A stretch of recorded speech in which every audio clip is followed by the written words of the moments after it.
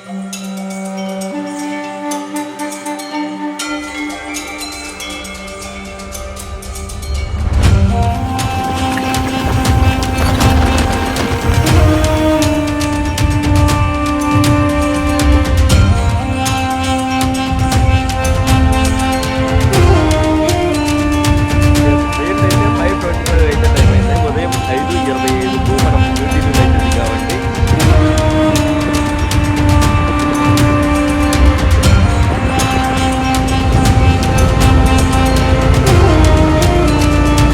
అయితే పడుతుంది. ట్రైన్లో అయితే మనం కురుక్షేత్ర అయితే వెళ్ళచ్చు. కురుక్షేత్ర అనగానే మనకు మహాభారత యుద్ధం అయితే గుర్తొస్తుంది కదా.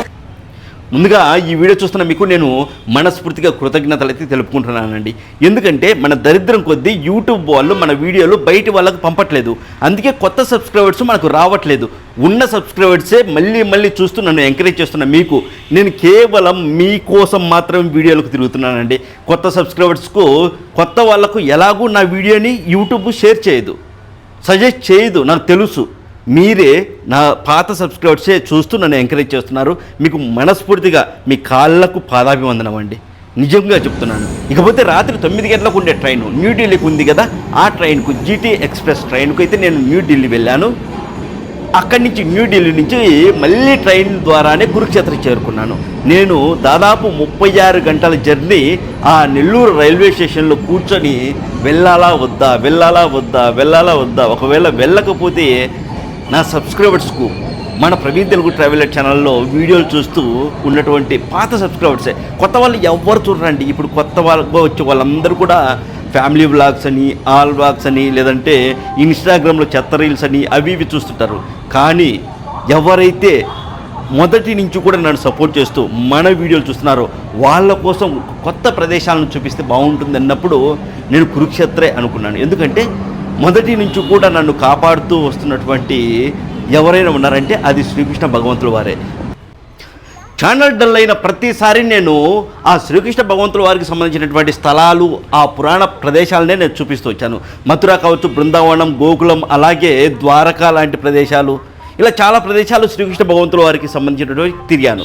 ప్రతి సీజన్ ఏవైతే ఆ వీడియోలు పెట్టానో ప్రతిసారి మళ్ళీ నా ఛానల్ మళ్ళీ పైకి రావడం అయితే మొదలైంది. అయితే ఈసారి కూడా కురుక్షేత్ర చూపిస్తే ఖచ్చితంగా ఆ శ్రీకృష్ణ భగవంతుల వారు మన ఛానల్ని, నన్ను, అలాగే మన సబ్స్క్రైబర్స్ను కాపాడతారో అనిపించింది. అందుకే వెంటనే బయలుదేరి వెళ్ళిపోయాను. 36 గంటల జర్నీ అయినా పర్లేదు, ఎలా అయినా సరే ట్రైన్లో అలా కూర్చుండిపోదాము అని మనస్సులో బాగా గట్టిగా సంకల్పం చేసుకున్నానండి. అందుకే ట్రైన్ వచ్చేసింది, ఎక్కేశాను. ఆ ట్రైన్లో జర్నీ మాత్రం అద్భుతంగా ఉంది అని చెప్పచ్చు. ఎందుకంటే మధ్య మధ్యలో మనము మన తెలుగు రాష్ట్రాల నుంచి వెళ్ళేటప్పుడు మహారాష్ట్ర ఎంటర్ అయిన తర్వాత అనుకుంటా ఒక అద్భుతమైనటువంటి ప్రదేశం వస్తుంది, మీకు చూపిస్తాను చూడండి. టన్నెల్లో రైలు పోతూ ఉంటుంది, బాగుంటుంది. నేను ఏం మాట్లాడను, మీరు ఈ విజువల్స్ చూడండి, బాగుంటుంది.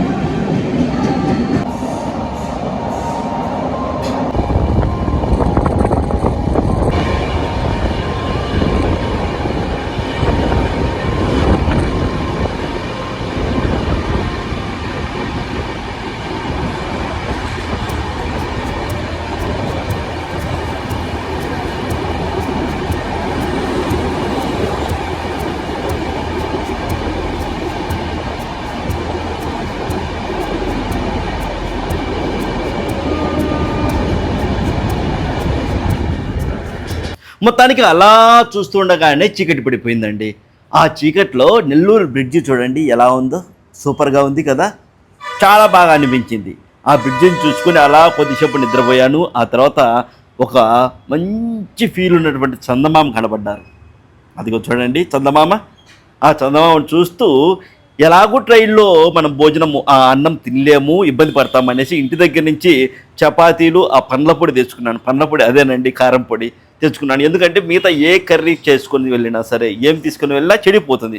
అందుకే ఈ పండ్ల పొడి, ఈ కారం పొడి అయితే కనుక చపాతీలకి అద్దుకొని తినచ్చు.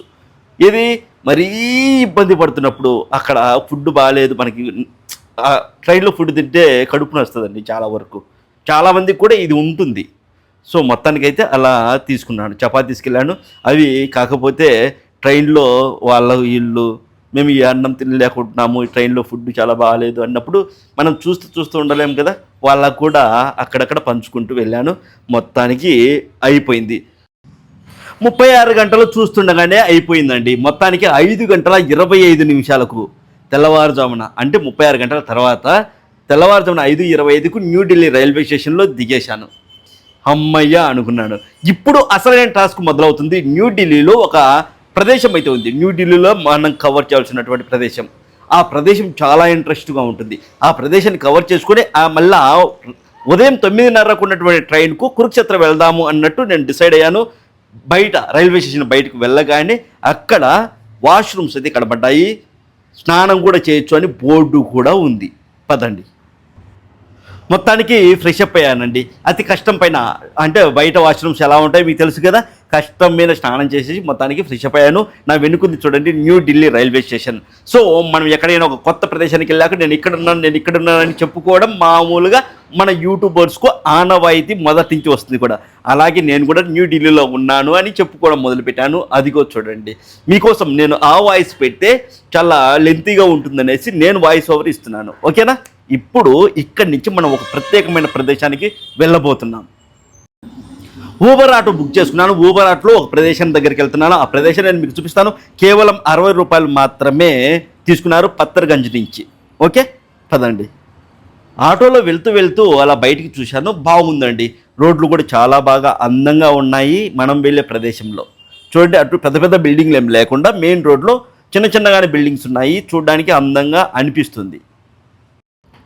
మొత్తానికి నేను వీడియో తీయాలి అనుకున్న ప్రదేశం దగ్గరికి వచ్చాను. ఇదే బోర్డు, ఉగ్రసేన్ కి బవోలి. ఒక బావి ఉంటుందండి, పురాతనమైనటువంటి బావి. ఇక్కడ కోట ఉండేది. ఒకానొక సమయంలో ఈ ప్రదేశంలో, ఒకానొక సమయం కాదు, ఇప్పటికి కూడా రాత్రి సమయంలో భయంకరమైన శబ్దాలు వినపడుతూ ఉంటాయి ఈ ప్రదేశంలో. మీకు ఆ వీడియో తీసి భయపెడదామనుకున్నాను, కానీ బ్యాడ్ లక్ ఏంటంటే నేను వెళ్ళేసరికి అది ఓపెన్లో లేదు. 9, 9:30, 10 ఆ సమయంలో ఓపెన్ చేస్తారు అన్నారు. సో ఏం చేసేది లేక వెనక్కి తిరిగి వస్తూ ఉంటే ఇలా ఒక బోర్డు అయితే కనబడింది, ప్రొటెక్టెడ్ మోన్యుమెంట్ అని, ఆర్కియాలజీ సర్వే ఆఫ్ ఇండియా వాళ్ళది. సో ఇక్కడ ప్రదేశం ఏంటంటే భయంకరమైన క్షుద్ర పూజలు ఇక్కడ చేసేవాళ్ళంట పురాతన కాలంలో. అందుకే ఈ ప్రదేశంలో రాత్రి 6 అయితే ఎవ్వరూ ఇక్కడికి రారండి. ఈ కోట లోపల ఒక అందమైన బావి ఉంటుంది. ఓకేనా? అది చూపిద్దామని వెళ్ళాను. 10 గంటలకు ఓపెన్ చేస్తారు అనేసరికి వెను తిరగాల్సి వచ్చింది. అది కూడా ఒకందుకు మన మంచికే అనుకో. సో మొత్తానికి మళ్ళీ రిటర్న్ అయ్యాను, బయలుదేరాను. ఆదర వచ్చేసి రైల్వే స్టేషన్ దగ్గరికి వచ్చేసాను. సాధారణంగా మన తెలుగు వాళ్ళు ఏ ప్రదేశానికి వెళ్ళినా దోశ కోసం మనం వెతుకులాడుతూ ఉంటాం కదా. నేను కూడా అదే పని చేశాను. ఉదయం పూట దోశ తినేసి ట్రైన్ ఎక్కేసి వెళ్ళిపోదాము కురుక్షేత్ర అనుకున్నాను.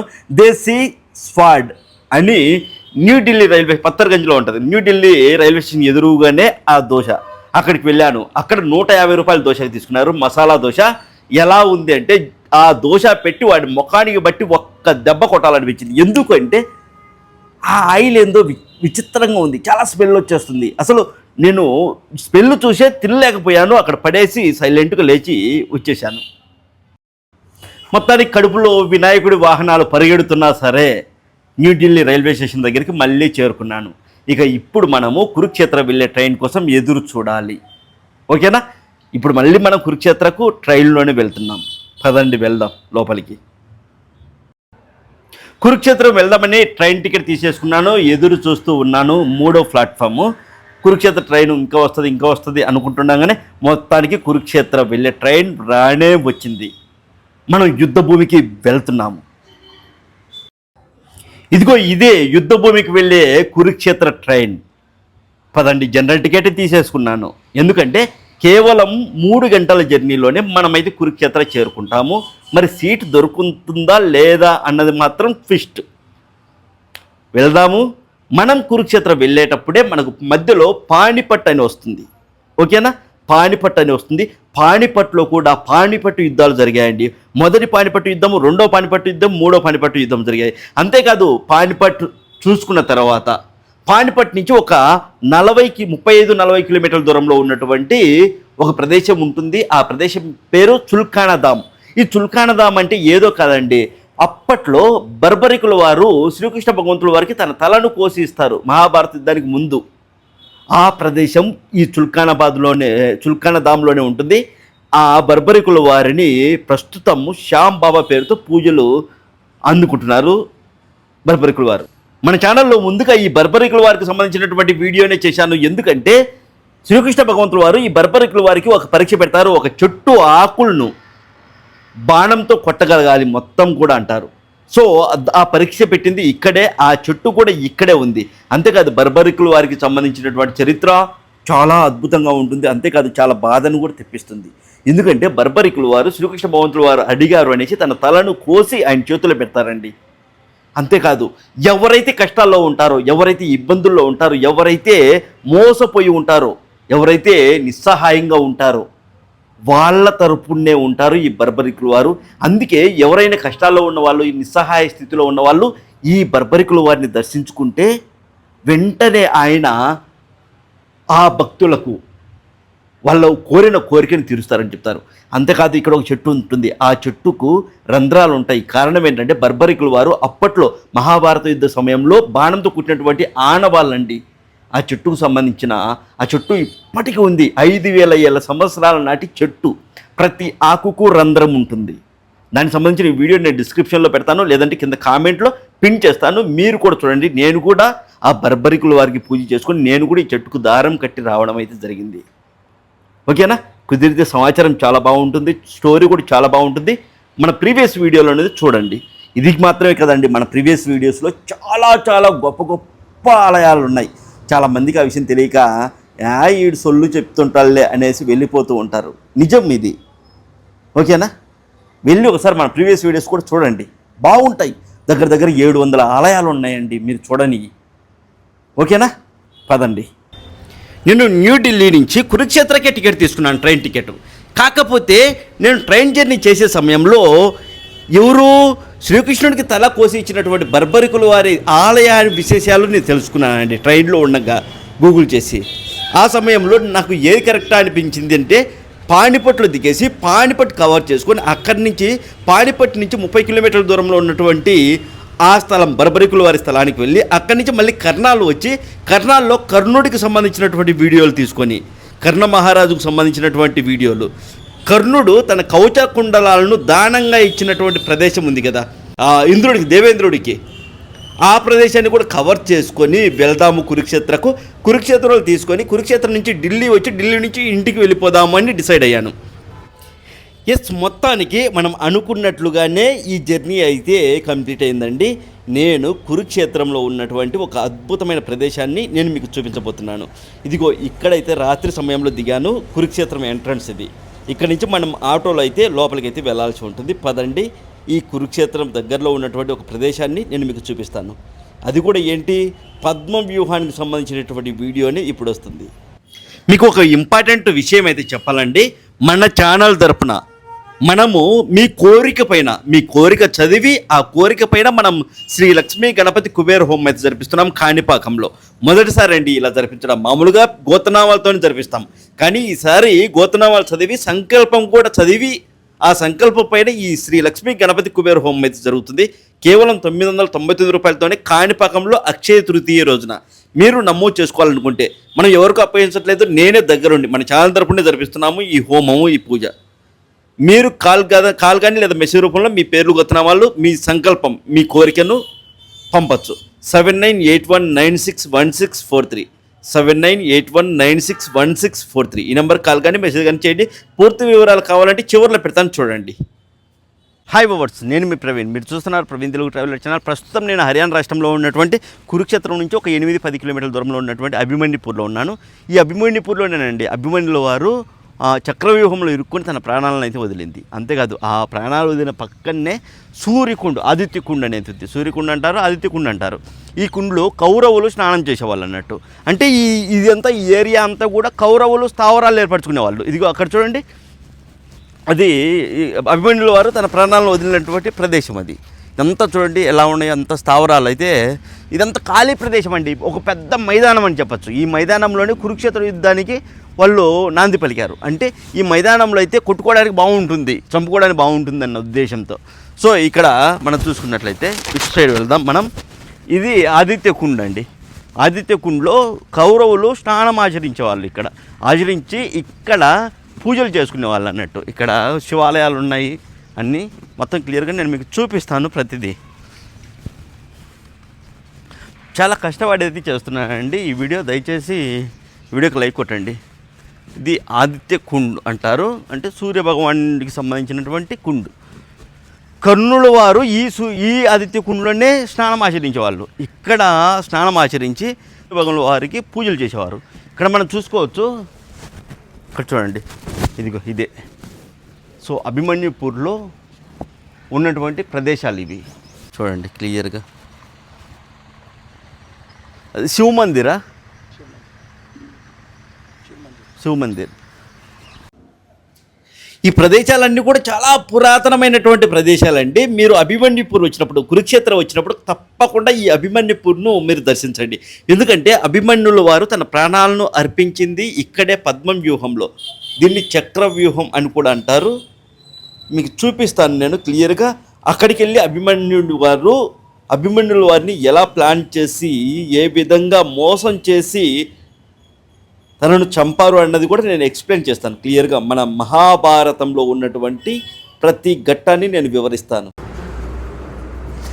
కురుక్షేత్ర యుద్ధంలో 13వ రోజున ఈ పద్మవ్యూహ ఘట్టం చోటు చేసుకుంది. మహాభారతంలో ఇది అత్యంత కీలకమైన మరియు భావోద్వేగపూరితమైనటువంటి ఘట్టం అని చెప్పచ్చు. పద్మవ్యూహానికి ముందు జరిగినటువంటి సంఘటన ఏంటి అంటే, యుద్ధం 12వ రోజు ముగిసేసరికి భీష్ముడి తర్వాత కౌరవ సేనానిగా ఉన్న ద్రోణాచార్యుడు ధర్మరాజును బంధిస్తానని దుర్యోధనుడికి మాట ఇస్తాడు.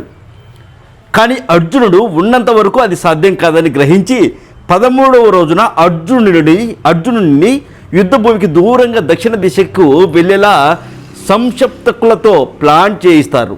అర్జునుడు దూరంగా వెళ్ళగానే ద్రోణుడు పాండవ సైన్యాన్ని నిర్వీర్యం చేయడానికి అత్యంత క్లిష్టమైన పద్మం వ్యూహాన్ని రచిస్తాడు. పద్మం వ్యూహం అంటే ఇదేనండి, చూడండి ఇలా ఉంటుంది. సైనికులంతా ఈ విధంగా మొత్తం కూడా ఉంటారు. అందులోకి వెళ్ళిన వాళ్ళు తిరిగి రారు మళ్ళీ. అయితే ఈ పద్మవ్యూహంలోకి ప్రవేశం గురించి చెప్పాల్సి వస్తే, పాండవ పక్షంలో అర్జునుడు, కృష్ణుడు, ప్రద్యుమ్నుడు మినహా వాళ్ళ ముగ్గురికి తప్ప ఇంక ఎవరికి ఆ వ్యూహాన్ని ఛేదించడం తెలియదు. ధర్మరాజు దిక్కు తోచని స్థితిలో ఉండగా 16 ఏళ్ల బాల వీరుడు అంటే అభిమన్యుడు ముందుకు వస్తాడు. తనకు లోపలికి వెళ్ళడం తెలుసు కానీ బయటికి రావడం తెలియదని చెబుతాడు. భీమ, నకల, సహదేవులు తాము కూడా వెంట ఉండి రక్షణ కల్పిస్తామని హామీ ఇవ్వడంతో అభిమన్యుడు వ్యూహంలోకి దూసుకెళ్తాడు. ఇక్కడ బాగా గమనించండి, ఈ పద్మం వ్యూహము ముందే చెప్తాడు, నాకు పెదనాన్నగారు నాకు లోపలికి వెళ్ళడం తెలుసు కానీ తిరిగి రావడం నాకు తెలియదు అని చెప్తారు. కాకపోతే అక్కడ ఉన్నటువంటి భీమదేవుల వారు, భీమ మహారాజు, నకుల, సహదేవుల వారు, అలాగే ఈ ఎవరు వాళ్ళ పెదనాన్నగారు అయినటువంటి ధర్మరాజు గారు, మేము మీ వెనకనే వస్తాం, మిమ్మల్ని కాపాడుతూ ఉంటాము, మీరు వెళ్ళి వాళ్ళను ఈ యుద్ధంలో ఎలాగైనా మనం గెలిచేలా చూడు అని అభిమన్యుడికి చెప్పడంతో అభిమన్యుడు లోపలికి వెళ్ళిపోతాడు. భయంకరమైన యుద్ధం జరుగుతుందండి. 8 సార్లు 7 సార్లు వాళ్ళు అంతా కౌరవుల మందమంద అంతా కట్టుకొని వచ్చి దూకుతుంది అభిమన్యుడి పైన. బాణంతో యుద్ధము, గదతో యుద్ధము. చివరికి ఇక్కడ చూస్తున్నారు కదా, ఇక్కడ అభిమన్యుల వారు ఆ రథం యొక్క చక్రాన్ని పట్టుకొని ఉన్నారు కదా, అది ఊరికే ఆ విధంగా పెట్టలేదండి. ఆ రథ చక్రంతోనే కొన్ని వేల మందిని సంహరిస్తాడు యుద్ధంలో. నిజంగా ఆశ్చర్యం అనిపిస్తుంది. అయితే అలాంటి సమయంలో కర్ణుడు చేసినటువంటి ఒక మోసం వల్ల అభిమన్యుడు చనిపోవలసి వస్తుంది. అయితే ఈ అభిమన్యుడు లోపలికి వెళ్ళిన తర్వాత మరి వెనక వస్తాము అన్నటువంటి ఈ ధర్మరాజు, భీమ, నకుల, సహదేవులు వాళ్ళు ఏమయ్యారు అంటే, వీళ్ళని ఈ పద్మవ్యూహం బయట వైపే సైంధవుడు అడ్డుకున్నారు. సైంధవుడికి అంత శక్తి ఎక్కడి నుంచి వచ్చిందంటే, పాండవుల మీద కోపంతో ఒకసారి పాండవులు ఈ సైంధవుడికి గుండు కొట్టిస్తారండి.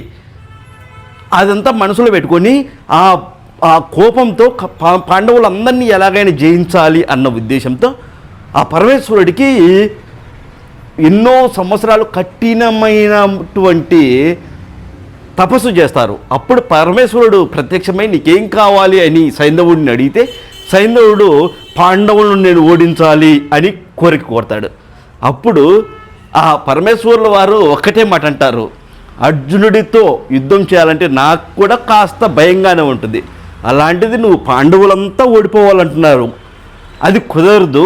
పాండవులలో అర్జునుడు తప్ప మిగిలిన నలుగురు ఉన్నప్పుడు వాళ్ళను 4 గడియల పాటు 4 గంటలు అనుకుంటా నా దృష్టి 4 గడియల పాటు నువ్వు ఆపగలవు, ఆ శక్తి నీకు ఇస్తాను, కావాలంటే తీసుకోలేదంటే లేదు అని ఆ పరమేశ్వరుడు సైంధవుడికి చెప్తాడు. సరే అంటాడు. ఆ శక్తి ఆ పరమేశ్వరుడి దగ్గర తీసుకున్నటువంటి ఆ వరం కారణంగా ఇక్కడ పద్మవ్యూహంలోకి ప్రవేశించకుండా ఈ నలుగురిని పాండవుల్ని అడ్డుకుంటారండి. జయద్రథుడు అంటారు ఈ సైంధవుణ్ణి. ఓకేనా, అర్థమైంది అనుకుంటా. సో దీనివల్ల అభిమన్యుడు లోపల ఒంటరివాడు అయిపోతాడు. అంటే ఈ పాండవులలో నలుగురిని బయట వైపే ఇదో ఇక్కడ కనబడుతుంది కదా, ఈ బయట వైపే ఆపేస్తారు, లోపలికి పోనివ్వరు. లోపల ఎవరు ఈ అభిమన్యుల వారు ఒక్కరు పోరాటం చేసి చేసి చేసి చివరిగా ఒంటరిగా ఉన్న అభిమన్యుడి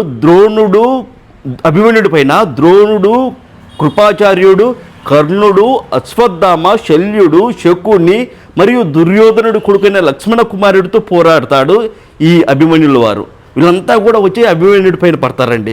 చివరికి అభిమన్యుడి చేతిలో లక్ష్మణ కుమారుడు మరణించడంతో, ఈ లక్ష్మణ కుమారుడు అంటే ఎవరు తెలుసా? దుర్యోధనుడి కొడుకు. ఆ సమయంలో నేను మహాభారతం చదివాను. అది ఆ విధంగా ఆ లక్ష్మణ కుమారుడు చనిపోతాడు, దుర్యోధనుడి కొడుకు అభిమన్యుడి చేతిలో. అప్పుడు దుర్యోధనుడి కోపము కట్టలు దించుకొని వస్తుంది. మహాభారతం చదువుతుంటే మనకు ఎలా ఉంటుందంటే ఒంట్లో రక్తము సలసలా కాగిపోతుందండి. మీరు కావాలంటే ఒకసారి ట్రై చేయండి, మహాభారతం చదివి చూడండి, ఎంత ఒంట్లో రక్తం ఎంత ఉడికిపోతుందో మీకు తెలుస్తుంది. అప్పుడు ఎవరు ఈ దుర్యోధనుడు అంటాడు, రే ఆ పిల్ల కుంకను చంపనరా, పట్టుకొనిరా, అంత లేడు, ఇంతమందిని చంపుతున్నాడు, వాడిని ఎవడొకడు పట్టుకొని చంపనరా, నరకనరా, పీకపోయనరా అంటాడు. చాలా నాకు తెలిసి బూతులు కూడా వింటాడండి నిజంగా. అంటే దుర్యోధనుడి బాధ ఆ విధంగా తెలుస్తుంది. ఆ విధంగా అంటే దయచేసి తప్పుగా అనుకోకండి, అది జరిగేటప్పుడు మనం లీనమై చదువుతాం కదా, ఆయన కోపం, ఆ దుర్యోధనుడి కోపం ఆ రేంజ్లో ఉంటుందన్నట్టు. అంటే అక్కడ పరిస్థితులు మనం ఊహించుకుంటే చాలా భయంకరంగా ఉన్నట్లు అనిపిస్తుంది. చదువుతుంటేనే ఏదోలా ఉంటుంది. మీరు కావాలంటే చదవండి ఒకసారి, 13వ రోజు జరిగే ఏదైతే ఉందో అది చదవండి, మీకే అర్థమవుతుంది. ఒకవేళ నేను చెప్పేది ఎవరైనా యాక్సెప్ట్ చేసేవాళ్ళంటే కింద కామెంట్లో చెప్పండి మీ అనుభవాన్ని కూడా. అయితే అభిమన్యుడి చేతిలో లక్ష్మణ కుమారుడు మరణించడంతో దుర్యోధనుడు ఆగ్రహంతో నిబంధనలు పక్కన పెట్టి అందరినీ ఒక్కసారిగా దాడి చేయమని ఆదేశిస్తాడు. అప్పుడే అధర్మ యుద్ధం మొదలవుతుంది. కర్ణుడు వెనక నుండి దాడి చేసి అభిమన్యుడి విల్లును విరగ్గొడతాడు. రథం విరిగిపోయిన కత్తి ధ్వంసమైన అభిమన్యుడు రథచక్రంతో పోరాటం కొనసాగిస్తాడు. ఇక్కడ మీరు చూడొచ్చు, రథచక్రం పట్టుకొని ఉంటాడు చూడు అభిమన్యుడు. ఆ రథచక్రంతో అభిమన్యుడు పోరాటం కొనసాగిస్తాడండి. చివరికి దుశ్శాసనుడి కుమారుడు గదతో తలపై కొట్టడంతో అభిమన్యుడు వీరమరణం పొందుతాడు. చివరికి తలపై కొట్టడంతో, వీళ్ళంతా గదతో కొట్టడంతో అభిమన్యుడు వీరమరణం పొందుతాడు. ఇదంతా కూడా మొత్తం మహాభారత యుద్ధం 18 రోజులు జరిగిద్ది. ఇందులో అభిమన్యుడి మరణం 13వ రోజున సంభవించింది. వీడియో ఎలా వస్తుందో నాకు తెలియదు, కానీ ఈ అభిమన్యుపూర్కు ఈ పేరు రావడానికి కారణం ఏంటంటే అభిమన్యుల వారు ఇక్కడ తన ప్రాణాలను అయితే వదిలారు. ఏది చక్రవ్యూహంలో, ఇదో నేనున్నటువంటి ఈ ప్రదేశంలోనే అభిమన్యుల వారు తన ప్రాణాలను అయితే వదిలారండి. ఇదంతా వ్యూహం అయితే క్లియర్గా డ్రోన్ కూడా ఎగరేషన్ క్లియర్గా చూపిస్తాను నేను. సో ఏం జరిగిందంటే ఈ ప్రదేశంలో శకుని కూడా ఇక్కడే ఉండేవారు. ఇదంతా కూడా కౌరవులకు సంబంధించినటువంటి స్థావరాలండి. ఈ ప్రదేశం అంత మైదానం చూడండి, మొత్తం కూడా ఇదంతా మైదానము. శకుని స్థావరాలు అలాగే కౌరవుల స్థావరాలు ఇక్కడ ఉండేవి. శకుని తెలివితేటలతో ద్రోణాచార్యుడి యొక్క ఏవైతే శక్తి ఉందో యుద్ధ విద్యలు, వాటితో ఇది అయితే ఏర్పాటు చేశారు. ఈ చక్రవ్యూహాన్ని అయితే ఏర్పాటు చేశారు. అయితే శకుని తన తెలివితేటలతో ఎక్కడో యుద్ధం జరుగుతుంటే కురుక్షేత్రంలో అక్కడి నుంచి ధర్మరాజుని ఇక్కడికి రప్పించాలి అనుకుంటారు. కానీ అక్కడి నుంచి అభిమన్యులు వారిని ఇక్కడి వరకు అయితే రప్పించగలిగారు. ఈ చక్రవ్యూహంలోకి వచ్చిన తర్వాత రావడం వరకే తెలుసు అభిమన్యుల వారికి. ఆ తర్వాత ఇక్కడే మరణించారు. అంటే తిరిగి వెళ్ళడము తెలియలేదన్నట్టు. ఇదే ఆ ప్రదేశము. చూడండి, మొత్తం క్లియర్గా చూపిస్తాను. కనిపిస్తూ ఉంటుంది.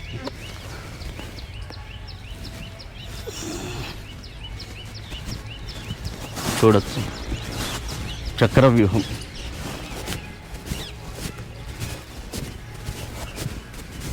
అభిమన్యుల వారికి సంబంధించినటువంటి ఇది చూడండి, విగ్రహం కూడా ఇక్కడ.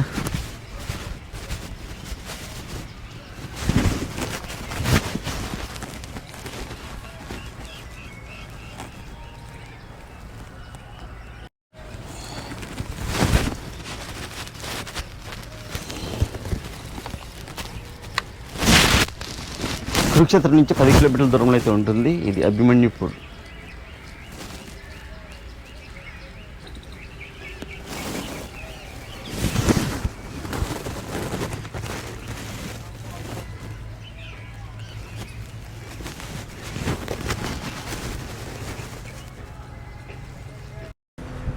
ఈ వీడియోకి లైక్ కొట్టండి. ఈ వీడియోని మీ ఫ్రెండ్స్, ఫ్యామిలీ మెంబర్స్కి షేర్ చేయండి. ఇప్పటివరకు మన ప్రవీణ్ తెలుగు ట్రావెలర్ ఛానల్ని సబ్స్క్రైబ్ చేయని వాళ్ళంటే ఇప్పుడు సబ్స్క్రైబ్ చేయండి. కురుక్షేత్రానికి సంబంధించినటువంటి చాలా వీడియోలు నెక్స్ట్ కంటిన్యూగా వస్తాయండి. కర్ణుడికి సంబంధించిన వీడియోలు, అలాగే దుర్యోధనుడికి సంబంధించిన వీడియోలు, భీముడికి సంబంధించినటువంటి వీడియోలు, ఇలా చాలా వీడియోలు ఉన్నాయి. అన్నీ పెడతాను, ఒక్కొక్కటి పెడతాను. దయచేసి సబ్స్క్రైబ్ చేసి నాకు సపోర్ట్ చేస్తారా ప్లీజ్, దయచేసి. అలాగే శ్రీ లక్ష్మీ గణపతి కుబేర హోమం జరిపించుకున్న వాళ్ళకు కరుంగలి బ్రేస్లెట్ అయితే, పూజలో ఉంచినటువంటి కరుంగలి బ్రేస్లెట్ కూడా పంపబడును. ఓకేనా? ఓం నమః శివాయ. శ్రీమాత్రే నమః. హరి ఓం.